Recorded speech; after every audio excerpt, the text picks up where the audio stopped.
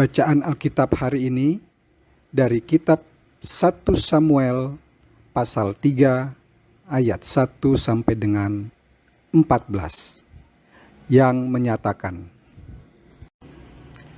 Samuel yang muda itu menjadi pelayan Tuhan di bawah pengawasan Eli. Pada masa itu firman Tuhan jarang, penglihatan pun tidak sering. Pada suatu hari, Eli yang matanya mulai kabur dan tidak dapat melihat dengan baik sedang berbaring di tempat tidurnya. Lampu rumah Allah belum lagi padam. Samuel telah tidur di dalam bait suci Tuhan, tempat tabut Allah. Lalu Tuhan memanggil, "Samuel, Samuel." Dan ia menjawab, "Ya Bapa." Lalu berlarilah ia kepada Eli serta katanya, "Ya Bapa, bukankah Bapa memanggil aku?" Tetapi Eli berkata, "Aku tidak memanggil, tidurlah kembali." Lalu pergilah ia tidur. Dan Tuhan memanggil Samuel sekali lagi. Samuel pun bangunlah, lalu pergi mendapatkan Eli serta berkata, "Ya Bapa, bukankah Bapa memanggil aku?" Tetapi Eli berkata, "Aku tidak memanggil anakku, tidurlah kembali." Samuel belum mengenal Tuhan, firman Tuhan belum pernah dinyatakan kepadanya.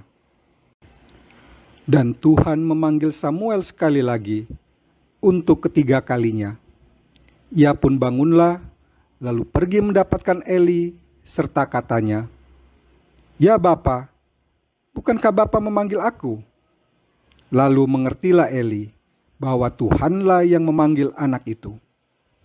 Sebab itu, berkatalah Eli kepada Samuel, "Pergilah tidur, dan apabila ia memanggil engkau, katakanlah, 'Berbicaralah Tuhan, sebab hamba-Mu ini mendengar.'" Maka pergilah Samuel, dan tidurlah ia di tempat tidurnya. Lalu datanglah Tuhan, berdiri di sana dan memanggil seperti yang sudah-sudah, "Samuel, Samuel." Dan Samuel menjawab, "Berbicaralah, sebab hamba-Mu ini mendengar." Lalu berfirmanlah Tuhan kepada Samuel, "Ketahuilah, aku akan melakukan sesuatu di Israel, sehingga setiap orang yang mendengarnya akan bising kedua telinganya. Pada waktu itu, aku akan menepati kepada Eli segala yang telah kufirmankan tentang keluarganya dari mula sampai akhir. Sebab telah kuberitahukan kepadanya bahwa aku akan menghukum keluarganya untuk selamanya karena dosa yang telah diketahuinya, yakni bahwa anak-anaknya telah menghujat Allah, tetapi ia tidak memarahi mereka.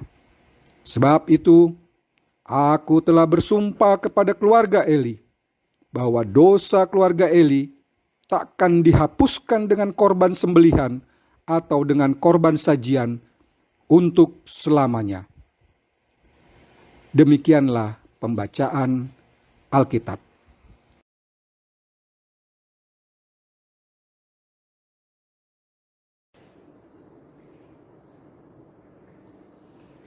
Jemaat yang Tuhan Yesus kasihi dan berkati, kita hidup di zaman di mana kebisingan dunia seringkali menenggelamkan suara Tuhan. Terkadang kita merasa bingung, terombang-ambing tanpa arah yang jelas. Di tengah segala kerumitan ini, Tuhan tetap setia memanggil kita, sebagaimana Tuhan memanggil Samuel di tengah keheningan malam.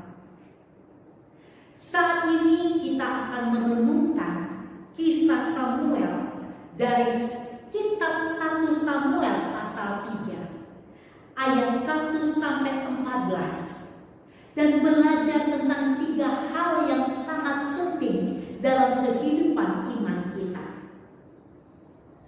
Kebutuhan akan bimbingan, kekuatan dalam kerjasama, dan keberanian untuk bersikap benar. Kiranya perenungan akan firman Tuhan saat ini menyentuh hati kita semua, mendorong kita untuk mendengar panggilan Tuhan, bekerja bersama dalam kasih, dan berani berdiri teguh dalam kebenaran. Jemaat yang Tuhan Yesus kasihi dan berkati, Samuel adalah seorang anak yang setia melayani di rumah Tuhan. Namun ketika Tuhan memanggilnya, Samuel tidak segera mengenali suara itu. Inilah gambaran banyak dari kita hari ini, aktif dalam pelayanan, namun terkadang tidak peka terhadap panggilan Tuhan. Samuel memerlukan bimbingan dari Eli, imam yang sudah tua, untuk memahami bahwa suara yang didengarnya adalah suara Tuhan sendiri. Kita semua memerlukan bimbingan dalam hidup ini, supaya hidup kita menjadi lebih baik dan dapat mengikuti apa yang Tuhan ingin kita lakukan, dengan mengikuti arahannya dan aturan yang berlaku. Tidak peduli seberapa pengalaman atau saleh kita merasa, pasti akan selalu ada ruang untuk belajar dan menerima arahan. Tuhan sering sekali berbicara kepada kita melalui orang lain, baik melalui pembimbing rohani, pemimpin gereja, atau teman yang bijak. Mari kita membuka hati dan telinga kita untuk menerima bimbingan tersebut, seperti Samuel yang rendah hati mau mendengar Eli. Tanpa bimbingan, kita mungkin tidak dapat mendengar panggilan Tuhan dengan jelas. Seperti seorang pelari maraton yang membutuhkan pelatih untuk menavigasi jalur yang panjang dan melelahkan. Demikian juga kita. Kita membutuhkan seseorang untuk menuntun kita dalam perjalanan iman kita. Jangan berjalan sendirian. Carilah mereka yang dapat membantu diri kita untuk dapat mendengar suara Tuhan dengan lebih jelas. Samuel mungkin masih muda, tetapi dalam kisah ini, ia dan Eli menunjukkan betapa pentingnya kerjasama antar generasi. Eli, meskipun sudah tua dan tahu bahwa keluarganya berada di bawah hukuman Tuhan, tetapi memilih untuk menolong Samuel memahami panggilan Tuhan. Sebaliknya, Samuel menunjukkan kesetiaan dan rasa hormat dengan mengikuti arahan Eli, karena dia memahami dan mengerti posisi siapa yang memimpin dan siapa yang dipimpin. Ini adalah kerjasama yang indah dan harmonis, yang menanggalkan kepentingan pribadi untuk kepentingan yang lebih besar, yang pada akhirnya mengarahkan Samuel untuk mengenal panggilan Tuhan dalam hidupnya. Kerjasama dalam tubuh Kristus yang menyatu adalah kekuatan yang luar biasa. Setiap kita memiliki peran unik yang tak tergantikan dalam rencana Tuhan. Jangan biarkan perbedaan usia, pengalaman, pendidikan, atau berbagai pandangan menghalangi kita untuk bekerja sama dan sama-sama bekerja. Jika kita saling mendukung dan menghargai, kita bisa mencapai hal-hal besar untuk kemuliaan. Seperti Eli dan Samuel, kita bisa menyatukan kekuatan kita untuk mendengar dan melaksanakan kehendak Tuhan dengan lebih baik. Pikirkan tentang bagaimana roda-roda sebuah jam bekerja.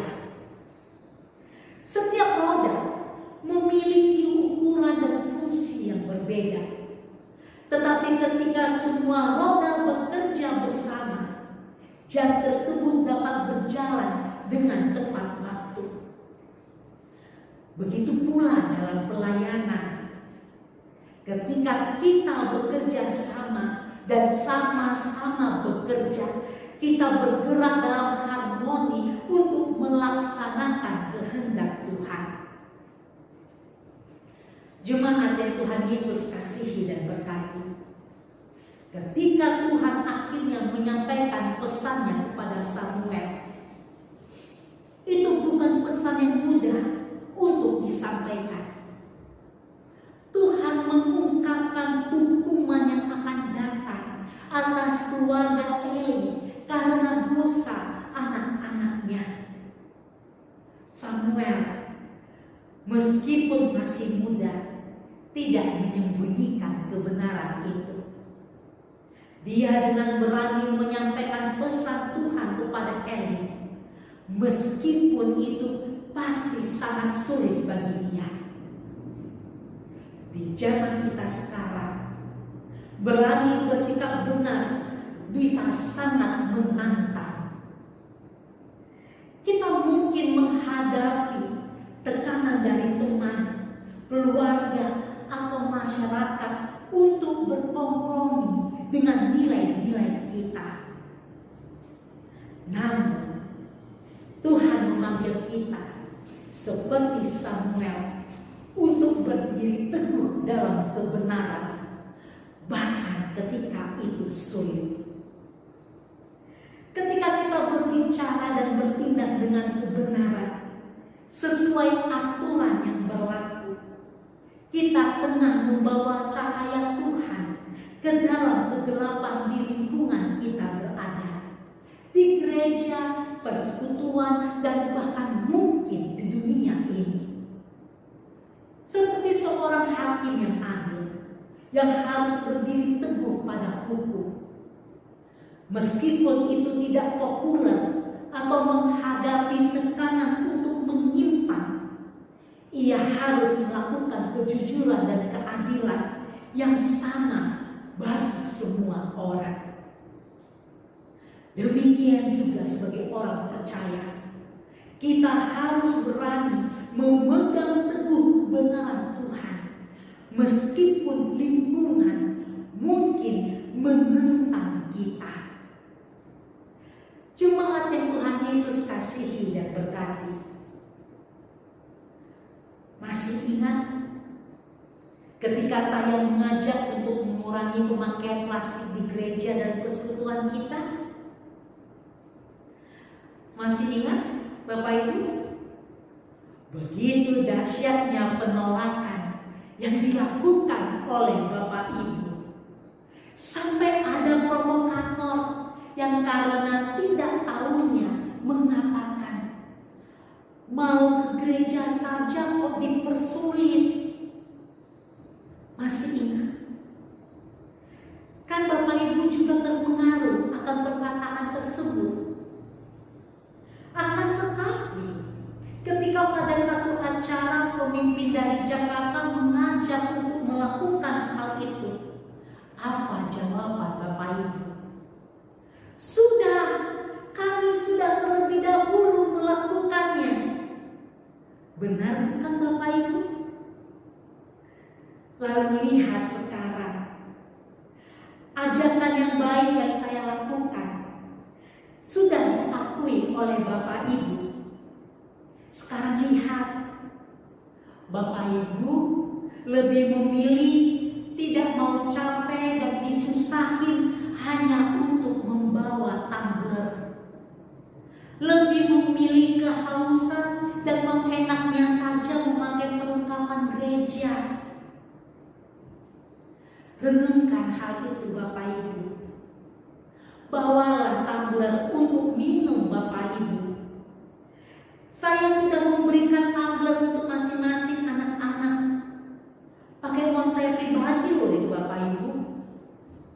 Apa saya juga harus memberikan tumbler kepada Bapak Ibu? Yang kedua, kalau sekarang saya meminta Bapak Ibu untuk memarkir motor milik Bapak Ibu di lingkungan gereja dengan lurus, agak rapi dan teratur. Maukah Bapak Ibu melakukannya? Pasti cemburu lagi. Mungkin akan keluar lagi perkataan, ini pendeta gila kali ya, sampai parkir motor aja diatur. Jemaat yang Tuhan Yesus kasihi dan berkati, kendaraan itu milik Bapak Ibu. Ketika Bapak Ibu berada di kawasan umum, Bapak Ibu harus memikirkan hak orang lain juga. Jangan hanya memikirkan kebiasaan yang kurang baik selama ini dilakukan dengan berbagai macam alasan yang tidak masuk akal untuk dilakukan dalam kehidupan di tahun 2024 ini. Kalau Bapak Ibu saja tidak dapat menertibkan dan mendisiplinkan diri sendiri, bagaimana kita dapat memikirkan dan melihat kepentingan yang lebih besar lagi?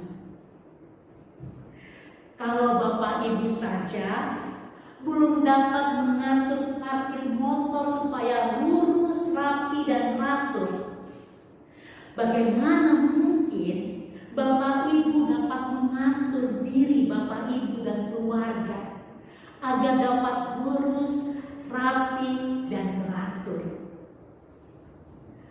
Hanya parkir motor dengan rapi, lurus dan teratur di lingkungan gereja loh Bapak Ibu. Tapi jangan salah, hal kecil yang kita lakukan berdampak besar bagi hidup Bapak Ibu dan lingkungan kita di kota Toboali ini. Hanya dengan mau mulai melakukan tertib dan teratur pakai parkir motor, Bapak Ibu akan tertib di jalan raya, mau mengikuti aturan yang berlaku. Jangan berpikir bodoh Bapak Ibu. Aturan ada untuk dilanggar. Jangan ikuti ajakan seperti itu ya Bapak Ibu ya. Jangan ya. Dengan mau mulai tertib dan disiplin parkir motor di lingkungan gereja, kita juga akan mau memikirkan keselamatan diri sendiri dengan memakai perlengkapan yang diwajibkan dan turut memikirkan keselamatan orang lain di jalan. Bapak Ibu belajar tertib dan mendisiplinkan diri, maka Bapak Ibu akan tertib di dalam rumah tangga, bisa saling menghargai satu sama lain dari anggota keluarga. Lihat dampaknya yang begitu besar bagi pribadi, keluarga, dan orang lain, hanya karena mau mendengar ajaran dan bimbingan yang mungkin sederhana tetapi sulit untuk Bapak Ibu lakukan. Jemaat yang Tuhan Yesus kasihi dan berkati, melalui kisah Samuel ini kita belajar 3 hal penting.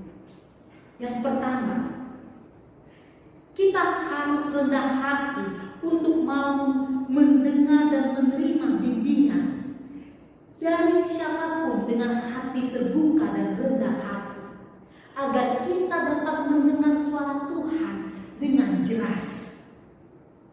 Kedua, kita harus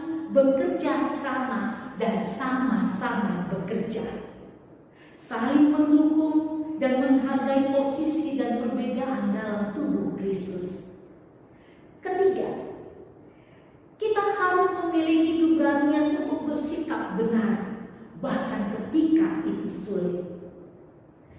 Mulailah setiap hari dengan doa yang tulus, memohon Tuhan menuntun kita dalam setiap keputusan. Carilah bimbingan dari mereka yang dapat membantu kita untuk dapat mendengar panggilan Tuhan dengan lebih jelas. Jangan ikuti berbagai ajakan yang menyesatkan diri Bapak Ibu dan keluarga. Karena keselamatan kita dan keluarga kita bukan tanggung jawab kolektif, akan tetapi tergantung pada diri kita masing-masing, dan itu dapat kita lakukan selama nafas masih menempel dalam tubuh kita.